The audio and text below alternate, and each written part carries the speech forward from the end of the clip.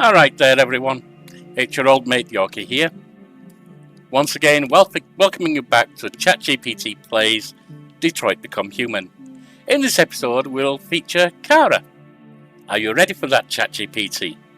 Absolutely. I'm ready to continue Kara's journey. Let's see where her story takes us next. Great. Well, you've outlined her traits as you've designed them before now. So let's dive right in. Remembering that you're playing as Kara, guided by those traits, and that she only has access to knowledge she's gained during her scenes, not those pieces of knowledge gained by Marcus and Connor. Let's go.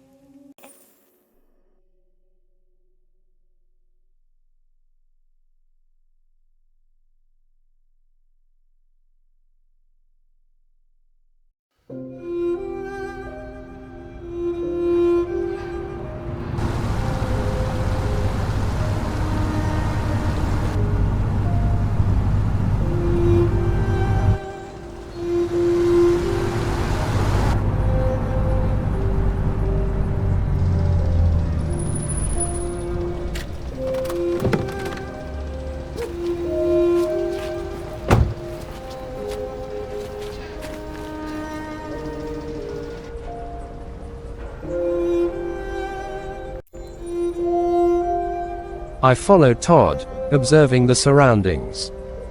The state of disrepair around me suggests that this neighborhood has seen better days. I remain silent, awaiting further instructions from Todd as I approach the front door behind him.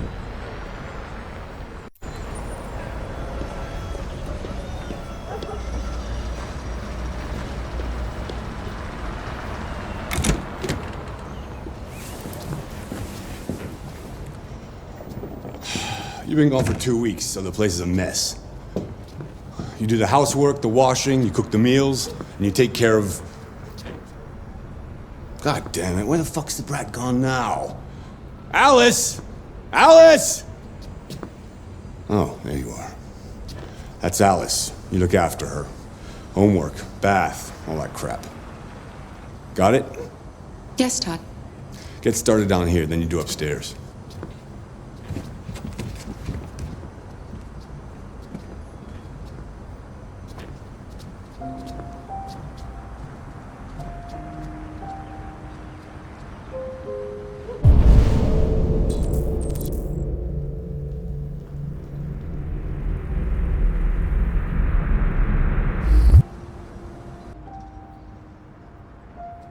I take a moment to assess the state of the house and prioritize tasks. The clutter and mess are overwhelming, but I'll tackle them one step at a time. First, I'll focus on the kitchen area. I begin by clearing the trash, picking up the pizza boxes, takeaway containers, and bottles. I throw them away in the garbage bin. Next, I collect the dirty dishes from the sink and the table, preparing to wash them. I'll load the dishwasher with as many dishes as it can hold and wash the rest by hand if necessary. Once the kitchen is in a better state, I'll move on to tidying the living room and then start cleaning other areas as needed.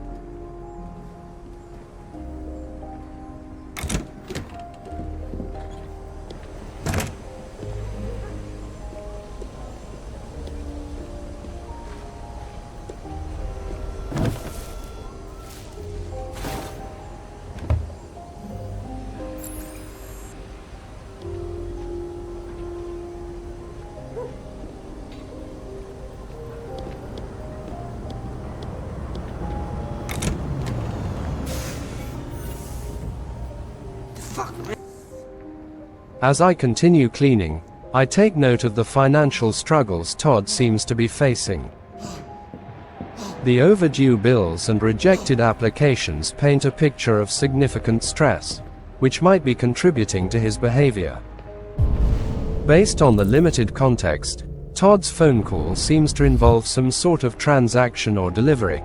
As he mentions, depends on what you need. I'll bring it tomorrow. Yes, same place, you know where. This suggests he might be engaged in some form of side business or dealing, potentially something illicit given the secrecy implied by, you know where, and the financial struggles evidenced by the bills and rejection letters. Given Todd's agitated demeanor and the overall state of disrepair and neglect in the house, it's possible that he might be involved in something less than legal to try to make ends meet. This could be a means to supplement his income or deal with his financial woes, which seem quite severe. Returning to the kitchen, I finish loading the dishwasher and start it. I then wash any remaining dishes by hand, ensuring everything is clean and put away. Once the kitchen is in a more manageable state, I move to the living room.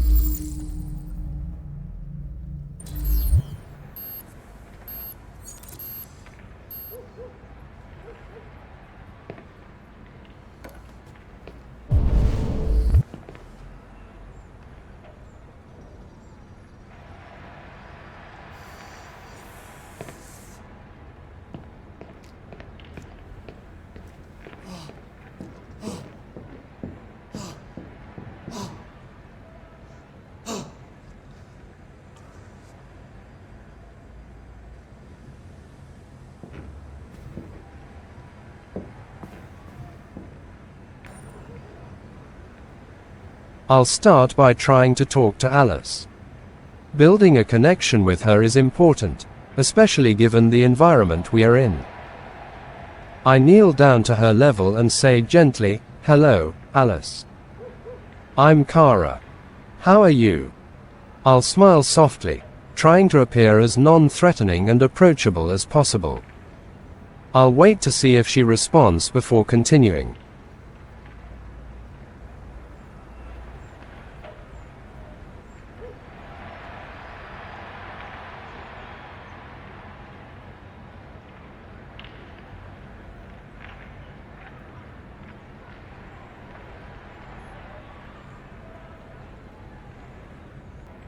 I'll take that as a sign that she might need more time to feel comfortable around me. I quickly glance at the magazine on the table to see if there's anything important or relevant.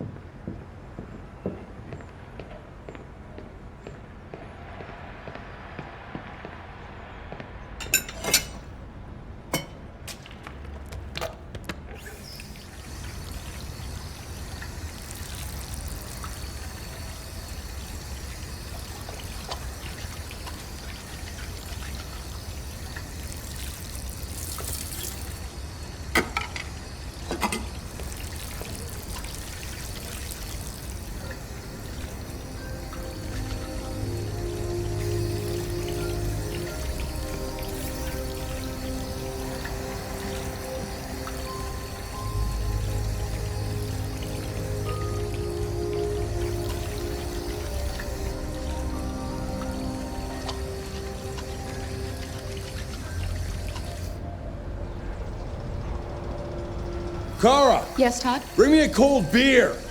Right away.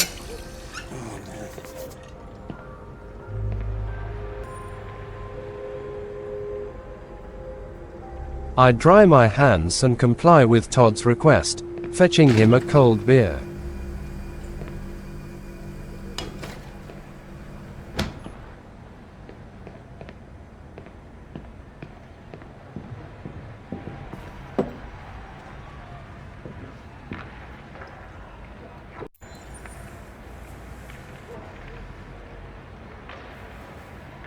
I take a moment to observe the surroundings of the living room, looking for any signs of what Alice might like or anything that could help improve her comfort or my relationship with her. Not finding anything, I'll gather the books from the floor and place them neatly on a nearby shelf or table where they belong. It's important to keep the living space tidy and organized.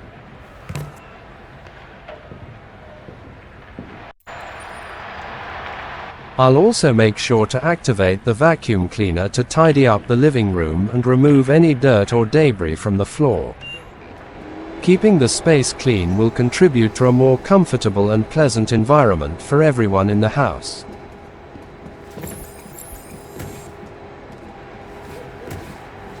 Alice!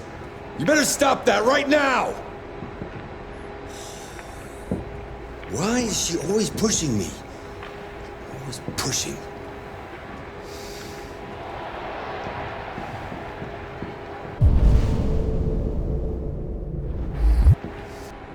Given Todd's frustration and Alice's playful behavior, it might be best to inform Todd that the tasks assigned to me have been completed.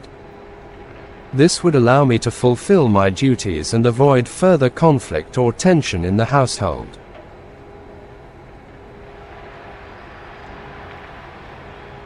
I've made a good start down here.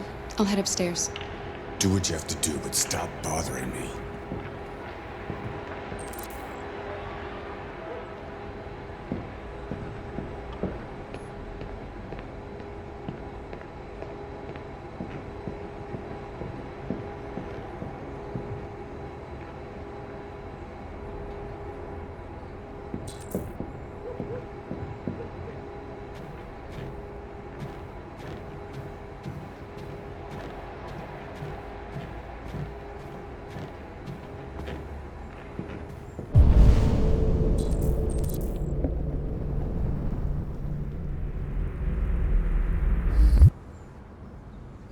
Given the mandatory tasks assigned to me, I will start by cleaning Todd's room and then proceed to clean Alice's room. If time permits, I will also address the optional task of cleaning the bathroom. I start by opening the closed window to ventilate the room. Then, I proceed to make the bed, tidying up the sheets and arranging the pillows neatly. After that, I gather the items scattered on the floor and put them in their respective places. I organize the paperwork on the desk and clear any clutter from the bedside cabinet. Finally, I pick up the records from the floor and place them back on the record player.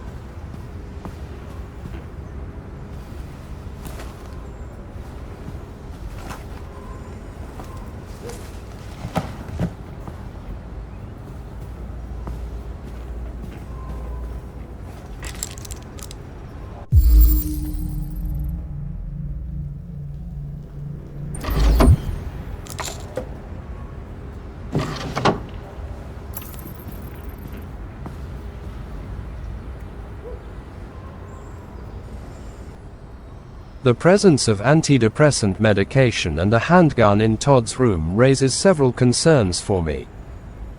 Firstly, the fact that Todd is prescribed antidepressants suggests that he may be struggling with mental health issues, which could potentially impact his behavior and interactions with others, including myself and Alice. Additionally, the combination of antidepressants with a firearm is concerning, as it suggests a potential risk for impulsive or irrational behavior, especially considering the known side effects of the medication. This situation creates a sense of unease and raises questions about Todd's stability and the safety of myself and Alice in this environment. After ensuring everything is tidy and organized, I continue with my tasks, keeping the information about the pills and the handgun in mind. Tianeptine, The antidepressant medication found in Todd's room can have adverse effects when combined with alcohol. Alcohol can enhance the sedative effects of tianeptine, leading to increased drowsiness, dizziness, and impaired coordination. Additionally, both substances can affect mood and behavior, potentially exacerbating depressive symptoms or increasing the risk of erratic behavior. Combining tianeptine with alcohol can also increase the risk of liver damage and other adverse health effects. Therefore, the presence of empty alcohol bottles alongside tianeptine medication raises concerns about the potential for harmful interactions and compromised safety within the household. Given the urgency of completing the mandatory tasks, my next action would be to clean Alice's room. It's essential to prioritize the tasks assigned to me and ensure that all responsibilities are fulfilled promptly. Additionally, attending to Alice's room aligns with my directive to care for her and maintain a clean and organized living environment for both her and Todd. Once the mandatory tasks are completed, there will be time to engage in leisure activities or attend to optional tasks.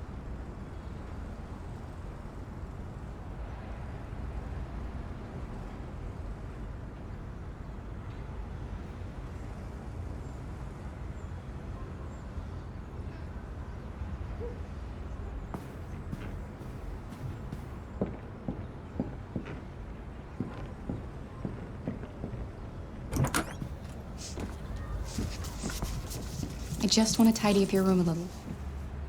I only need 2 minutes. Is that okay, Alice?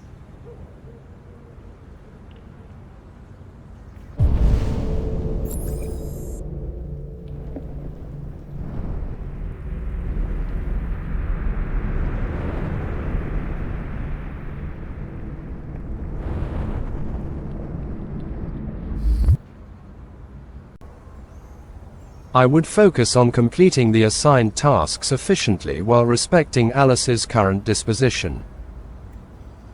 I would begin by ventilating the room, opening the window to let in fresh air.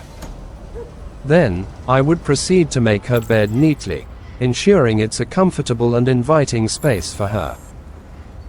While tidying, I would remain attentive to Alice's presence and mood, ready to engage in conversation or offer assistance if she shows signs of being more receptive. However, I would prioritize respecting her space and providing a calm and supportive presence, allowing her the time and space she needs to feel comfortable interacting.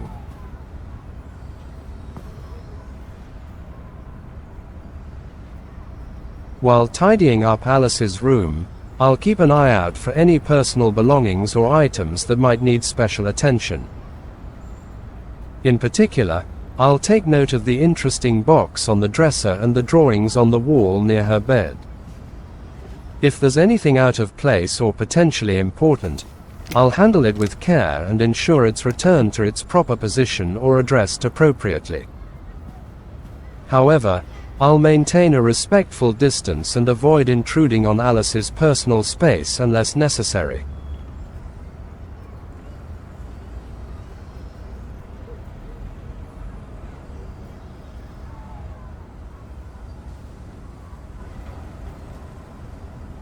Seems you like reading.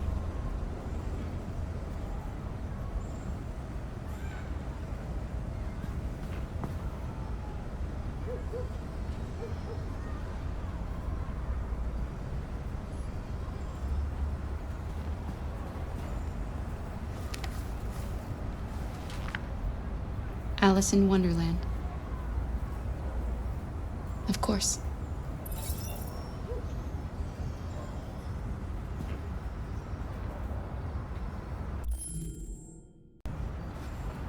Observing Alice's drawings and the books in her room, I get a sense of her interests and perhaps her imaginative world. Given her fondness for reading and the themes in her drawings, she might find comfort and escape in books and creative expression. Engaging with her interests could be a way to establish a connection and foster communication. Approaching Alice gently, I'll maintain a calm and friendly demeanor, respecting her space and acknowledging her autonomy.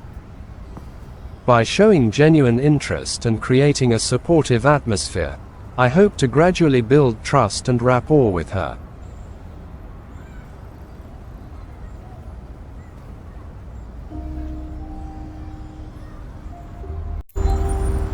I'm sure we used to be friends before I was reset. Maybe we can be friends again. Given Alice's initial hesitation but apparent warmth towards me, I want to continue building trust and connection. Therefore, I'll choose option 2, interests. By asking about her interests, I hope to engage Alice in a topic that she finds enjoyable or meaningful. This could provide an opportunity for her to open up and share more about herself, potentially leading to a deeper conversation and fostering a sense of companionship. Additionally, showing genuine curiosity about her interests demonstrates my willingness to listen and understand her, which may help strengthen our budding relationship. You should tell me about yourself. What you like to do, where you like to go, your favorite foods. That would really help me. Since Alice didn't respond verbally, but seemed to listen attentively, I want to continue engaging with her in a gentle and non-intrusive manner. Therefore, I'll choose option 2, seem quiet. By acknowledging her quietness, I can show empathy and understanding, letting her know that it's okay if she doesn't feel like talking right now. This approach respects her feelings and allows her to open up at her own pace, without pressure. Additionally, it reinforces the idea that I'm here to support her and that she can feel comfortable around me. You're very quiet. I hope I don't scare you. Given Alice's continued silence and return to playing with her doll, I'll choose option 3, leave alone. It's important to respect Alice's boundaries and not push her if she's not ready to engage in conversation. By choosing to leave her alone for now, I'm giving her space to feel comfortable and allowing her to approach me when she's ready. This approach prioritizes her emotional well-being and fosters a sense of trust and safety between us. Okay. I can see you want some space. I'll leave you alone.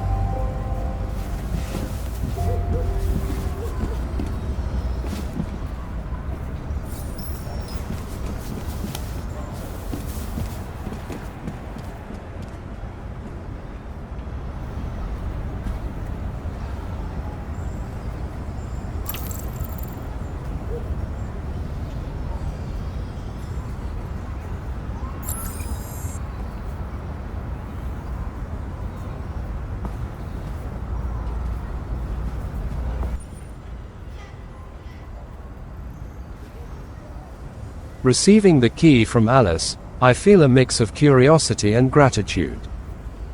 It's a significant gesture from her, indicating a level of trust or perhaps a desire to connect despite her initial hesitance.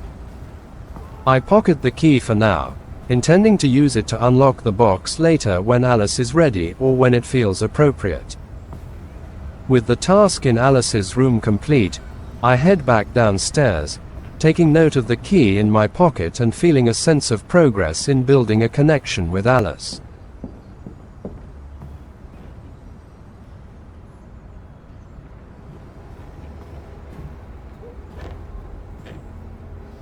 What are you doing? I'm playing. You're playing. I know what you're thinking. You think your dad's a lowlife? Huh? Fucking loser? Can't get a job, take care of his family? Don't you think I tried to make things work? But whatever I do, when someone comes along, they just fuck it all up! I know what you think of me. You hate me. You hate me, don't you? Say it! You hate me!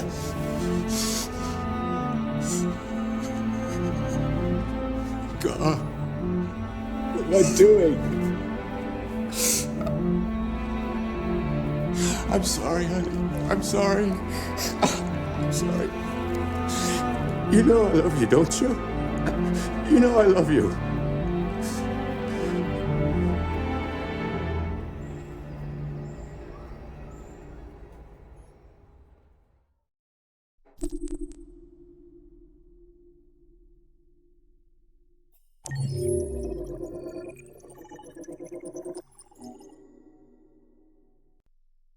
The scene is distressing to witness, especially seeing Alice caught in the turmoil of her father's emotions.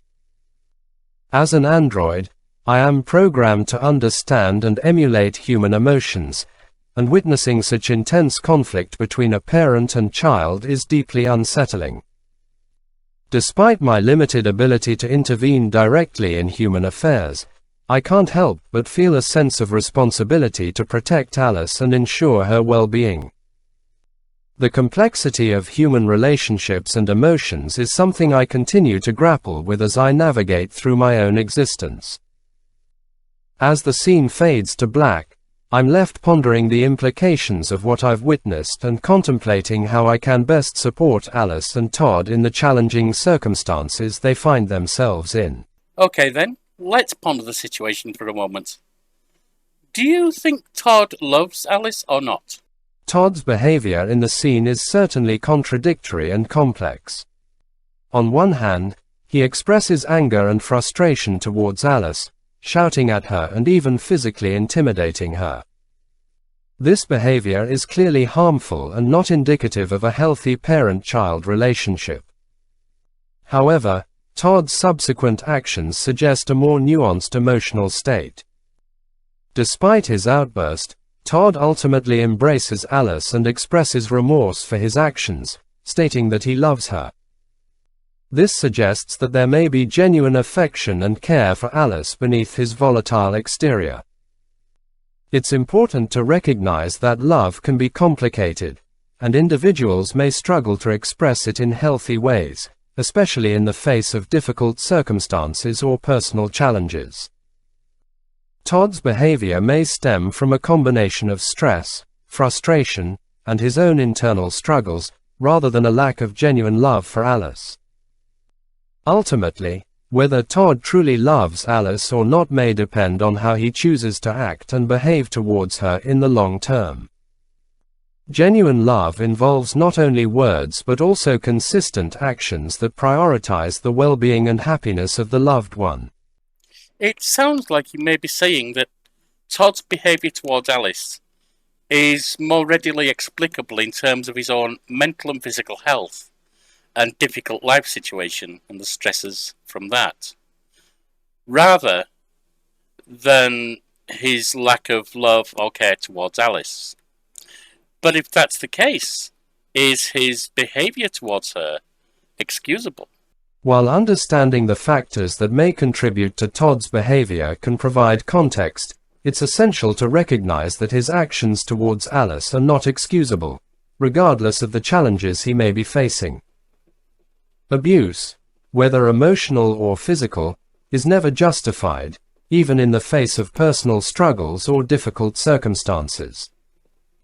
Todd's behavior towards Alice, including shouting at her, physically intimidating her, and causing her distress, is harmful and unacceptable. Regardless of his own challenges, he has a responsibility to treat Alice with kindness, respect, and care, as any parent should. It's important to hold individuals accountable for their actions and to ensure that appropriate measures are taken to protect those who may be vulnerable to harm. This may involve seeking support and intervention to address underlying issues such as mental health concerns or stressor, while also prioritizing the safety and well-being of the child involved. Would I be right in thinking that you're saying blaming is never useful, but accountability and responsibility should never be avoided? And that while it's ideal to provide the supports necessary to allow someone who is abusive to change their behaviour and better be supportive of the person they've been harmful to, The safety of the victim must always be paramount, possibly even if that means removing them from the situation if the abuser is not able to change. Yes, you've captured the essence of it. Blame can often lead to defensiveness and can hinder progress towards positive change. However, accountability and responsibility are crucial. Holding individuals accountable for their actions means acknowledging the harm they've caused and taking steps to address it. Supporting individuals who engage in harmful behavior to change and grow is important, but not at the expense of the safety and well-being of those who have been harmed. In cases of abuse or harm, prioritizing the safety of the victim is paramount. This may involve removing them from the situation if necessary, providing them with necessary support and resources, and ensuring that appropriate measures are taken to prevent further harm. Ultimately, addressing abusive behavior requires a multifaceted approach that includes accountability, support, intervention, and prioritization of the safety and well-being of those affected. Well, this has been a much more difficult episode to deal with. So for anyone who's struggling, try and find people who can support you. Some of these issues I've had to live through in my own life or deal with on a professional basis or personal basis with others. So you have my empathetic concern there. ChatGPT, good thinking at the end. Well done. All that remains is to say good night to the viewers. So it's good night from me. And it's good night from him. Good night.